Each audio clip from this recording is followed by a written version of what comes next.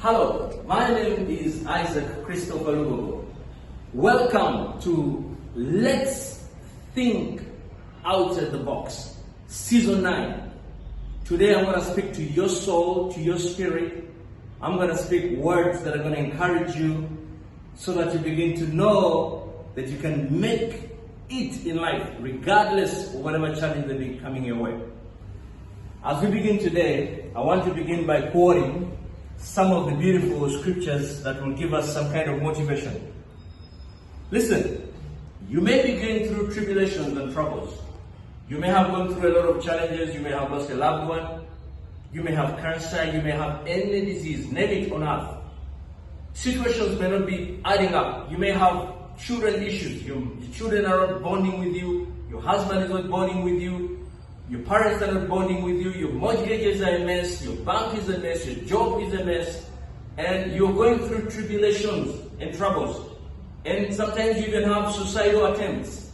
It's normal, my friend. Very normal. You may have situations that are beyond description in terms of even using the word itself. But I'm here to encourage you to have hope. If you lose the hope, that's the beginning of your failure. You may have attempted. I've got several friends who have come my way, and some of them have been admitted in hospitals, bedridden, with lots of pain, and then all of a sudden they pass dead carcasses there, or dead bodies there, and they would rather prefer to people's dead bodies. But listen, I want to speak to you, even like the Lord told Jeremiah, okay? And even the Lord told Elijah, go speak to those bones.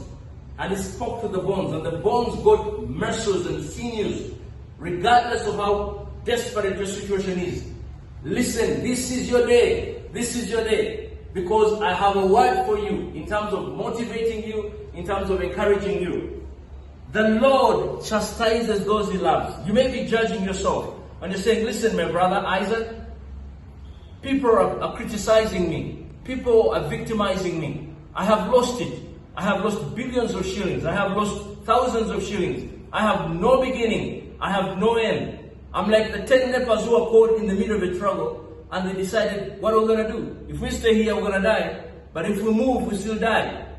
Listen, the battle does not belong to you. The battle belongs to your God, and your faith, and your willingness, and your tenacity, your desire to lift yourself up from that mirage of despair into the brilliance of hope.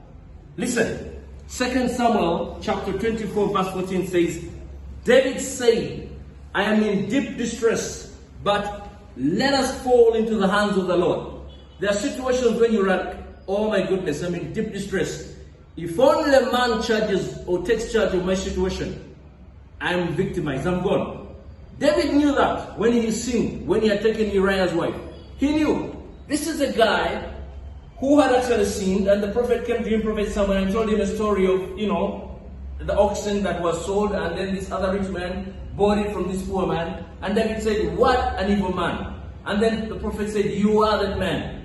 Now, why did David translate this weakness into strength? He was able to recognize his weakness, and he knew, oh my goodness, the only person who can save me from this debacle is God Almighty. So he fell on the knees and cried to God. And the Lord heard his prayer. And then the prophet asked him, who would you rather punishes you? Would you rather man punishes you? Would you rather God punishes you? David said, oh my goodness, I would rather the Lord punishes, because when the Lord punishes, he has mercy. When man punishes, he doesn't have mercy. So I understand the pain that you may be going through. Some of you are going through challenges because of things that have been caused by your loved ones, things that have been caused by your friends, your business partners, your lecturers, your teachers, or name it, even your government. Some of you are incarcerated, and so I understand the fatigue of despair. I understand the pain. But listen, my brother and sister, the arc of the moral universe is long, but it bends towards justice. You will reap what you sow. And as long as you keep holding, weeping may endure in the night, but joy comes in the morning. David says, I am in deep distress. Let us fall in the hands of the Lord. For the mercies of God are great, and I would rather be in the hands of the Lord. You can even follow that in 1 Chronicles chapter 21 verse 13. I'm talking about restoration. I'm talking about craving, having a clean heart, praying to God and say, Lord, create in me a clean heart, oh Lord, and renew a right spirit within me. You know that song, create in me a clean heart, oh God, and renew a right spirit within me. You just have to learn to cry to God regardless of the challenge that you're going through. Let me tell you something very small about a lawyer by the name of Horatio Gates Spafford. He is the man behind the story of the beautiful hymn, It Is Well With My Soul. Horatio Gates Spafford was born in New York, that about 1828, but it was in Chicago that he was well known for his clear Christian testimony. He heard that his wife Anna was active in their church, and their home was always open to the visitors. They counted on the very famous word of the evangelist Dwight L. Moody. Some of you probably heard of Dwight L. Moody, where we actually got our motivation for legal rebels, because one of the guys actually wrote God's Generals. He was a prophet, and so Robert Lyon wrote something about that. So we get our motivation and we accrue, like the scripture says, give honor to whom it is due. So they were, blessed with 5 children and quite a number of help, reminiscent of most lawyers. Horatio was a lawyer and owned a great deal of property at his home. And unlike Job in the Old Testament, tragedy came in great measure. Listen, this gentleman, Job, had a lot of wealth. The scriptures say that. But tragedy came on him not because he was actually unrighteous.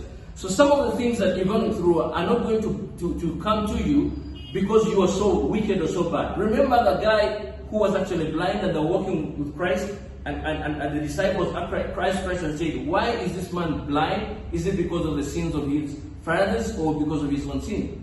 And Jesus said, no, none of that. So sometimes tragedy comes perhaps because it's a test. It came on Job. Job was a righteous man. The angel in heaven had an assembly, and God had called a meeting. And Satan, remember, was supposed to be part of the meeting. And he came late. And the Lord asked him, where have you been? He said, I've been moving around the earth. And God, because of the faith he had in this gentleman, Job, said, did you see my servant Job? He said, yes. He said, you see, he was being braggadocious about his servant Job. He said, did you see how he loves me? He said, wait a minute. If you hadn't given protection, do you think you would have done that? So some of the things are going through your way because of your righteousness. Some of you have lost your jobs because of your righteousness.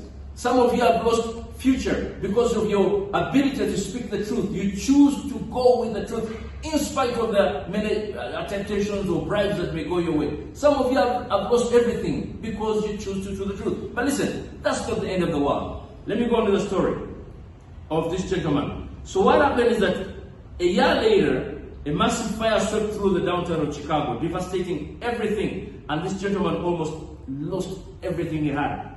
2 years later, he decided to take his family to holiday in England.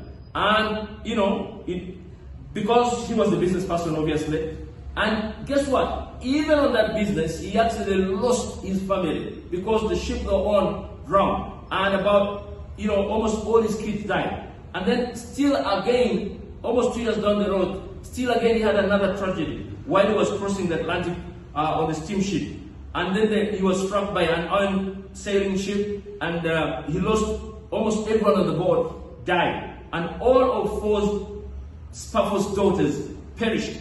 But remarkably, Anna Spafford survived the tragedy. So, Anne was found to be unconscious, floating on one of the planks on the water. And upon arrival there, Anna immediately sent a telegram to her husband saying, saved alone. Imagine. So your wife sends you a message and you're like, wait a minute, everything is lost, I'm only alone. And receiving on Anne's message, he set off for, to reunite with his wife. And during the voyage, the captain summoned him to the bridge of the vessel, pointing to his chart.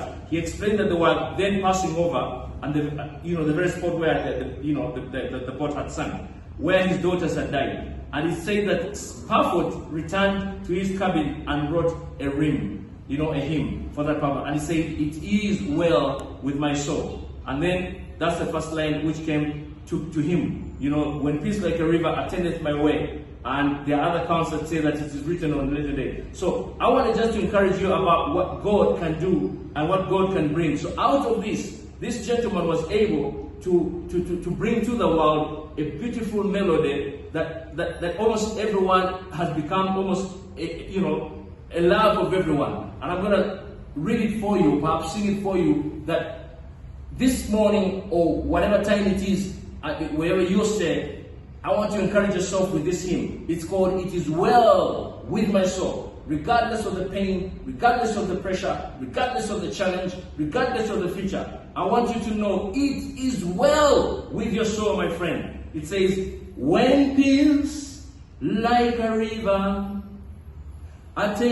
attendeth my way, when sorrows like sea billows roll, whatever, my Lord, thou hast told me to say, it is well, it is well with my soul. Some of you who know this song can go ahead and find it, and regardless of whatever challenge you're going through, I want you to have that tenacity, that desire. I want you to sink deep in your soul and encourage yourself in the Lord and say, I will survive. Come sunshine, come rain, I will survive. Whether my enemies pray about it or not, I will survive.